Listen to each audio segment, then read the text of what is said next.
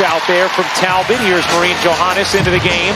with Harrison. In what has quickly become one of the most emotional and polarizing turning points of the 2025 WNBA season, the Indiana Fever and their fans were left reeling after guard Sophie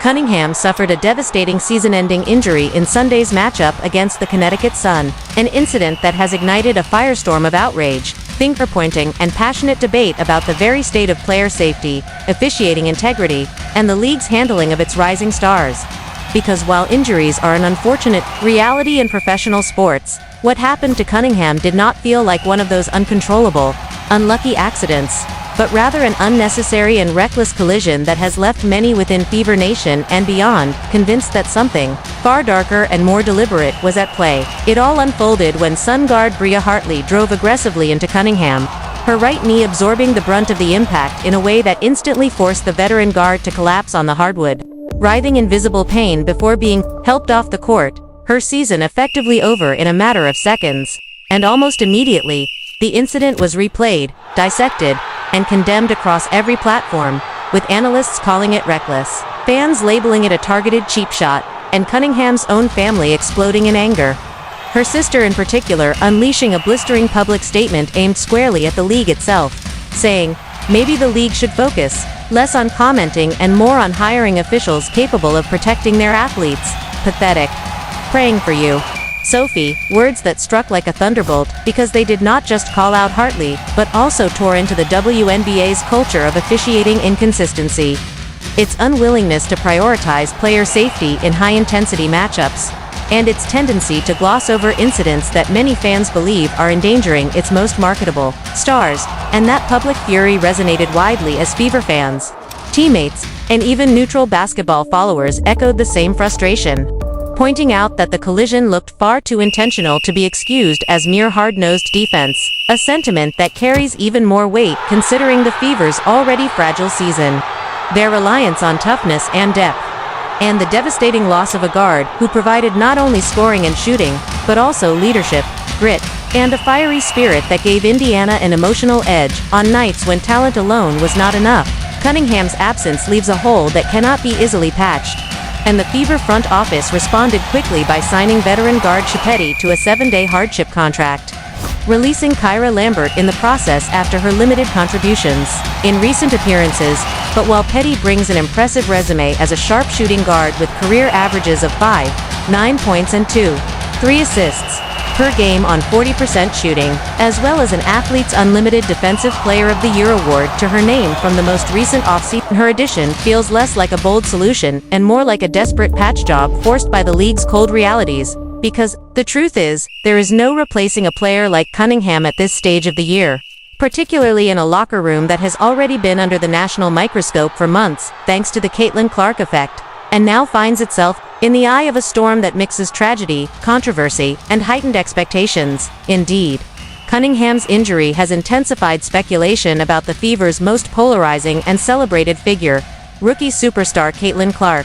who herself has been sidelined and whose every move, whether on the court, in the media, or in the Olympic snub saga, has dominated headlines in a way that magnifies every twist of Indiana's season. And now, with Sophie gone for the year, the question becomes not just when Clark might return, but whether her comeback can possibly salvage a roster that feels emotionally bruised and physically battered, or whether the mounting controversies, from questionable officiating to relentless physical targeting, will define the Fever's season more than any highlight, reel three-pointer, or comeback win. The blowback against Hartley in particular has grown to the point of toxicity, with online spaces calling her reckless, rivals whispering about intent, and Fever fans outright demanding league discipline that so far has not come, fueling the perception that the WNBA leadership picks and chooses when to protect its athletes and when to look the other way, a narrative that could not be more damaging at a time when the league is trying to capitalize on unprecedented ratings spikes thanks to new stars like Clark, Angel Reese, and Cameron Brink, all of whom have faced unusually harsh physical play this season, leading to widespread conversations about whether older veterans are deliberately testing or even attempting to injure the next generation out of jealousy, resentment, or simple old-school toughness masquerading as acceptable defense. Cunningham's story, then, is not an isolated tale of one player's misfortune. but a flashpoint in a much larger conflict about what kind of league the WNBA wants to be. One that celebrates skill, shooting, and finesse, or one that tolerates reckless collisions and lets its brightest lights risk being dimmed too soon. And when her sister blasted the league as pathetic, she captured a sentiment that resonates far beyond Indiana, because many feel the same way if the WNBA cannot protect its players, especially the ones driving ticket sales and television ratings. Then all the marketing, promotion, and hype will eventually ring hollow for the Fever. Meanwhile, the immediate challenge is practical as much as emotional, because Petty's signing provides another capable body in the backcourt, but her 7-day hardship deal underscores the fragility of Indiana's situation. This is not a long-term solution, and unless Clark can return sooner than expected and shoulder a heavier load, Indiana risks slipping deeper in the standings. Their Cinderella narrative replaced by a survival story fueled by raw emotion and simmering resentment. And yet, if there is one constant about the Fever this season, it has been their ability to turn adversity into fuel, to channel public doubt and criticism into gritty performances. And Cunningham's injury, as tragic as it is, may yet galvanize a locker room that feels disrespected, targeted, and overlooked, with players likely to rally around the notion of proving that Indiana will not be broken, no matter how many hits they take. Still, the ripple effects of this collision will not fade quickly. Fans will remember the sight of Sophie Cunningham being helped off the court, her knee robbed of the chance to contribute further this year, her sister's fiery words lighting a firestorm, Hartley's reputation now scarred by accusations of intent, and the league once again under a microscope for officiating decisions that seem to lack accountability or consistency. And in the background, the looming figure of Caitlin Clark, Indiana's franchise savior and the league's marketing centerpiece, who now finds herself not only the subject of speculation about her return, but also the symbol of a broader cultural war within women's basketball, a war between those who see her and players like her as the future of the league, and those who believe the old school, bruising, physical identity should never be compromised, no matter the cost. The tragedy of Cunningham's injury, then, becomes a prism through which the Fever season, the WNBA's challenges, and the sport's future are all refracted. With emotions running raw, narratives clashing violently, and everyone watching to see not just how Indiana responds on the court, but how the league responds off it, because if it continues to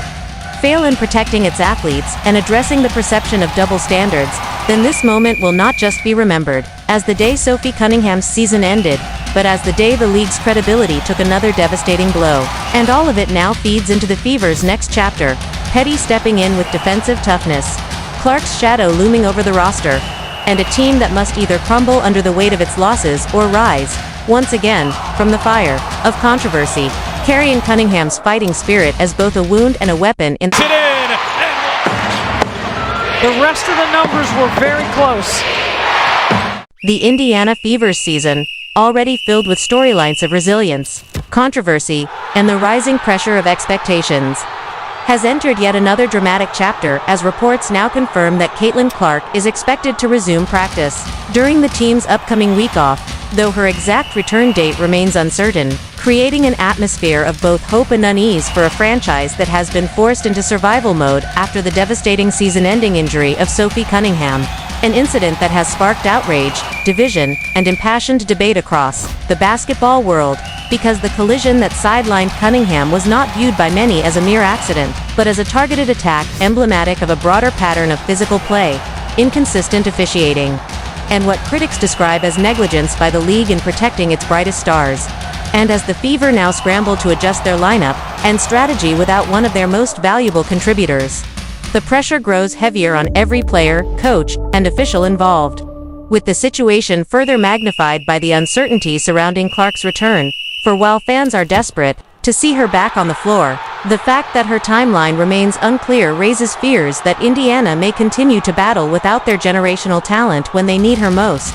And meanwhile, the outcry surrounding Cunningham's injury has grown into something much larger than a single game or even a single player, sparking discussions that transcend basketball itself, touching on civil rights, gender equity, athlete protection, and fairness in professional women's sports, with many observers pointing out that Cunningham and Clark, as white female stars in a league where race, identity, and cultural dynamics have always played complicated roles, have been unfairly targeted. both physically on the court and through media narratives off it, with some voices arguing that an uncomfortable double standard exists in how certain players are treated, officiated and criticized, while others push back, insisting that physicality is simply part of the game. But what cannot be denied is the growing public sentiment that accountability has been lacking, that investigations into officiating practices and disciplinary responses are not only justified but necessary, and that the WNBA, at this critical moment of growth and visibility,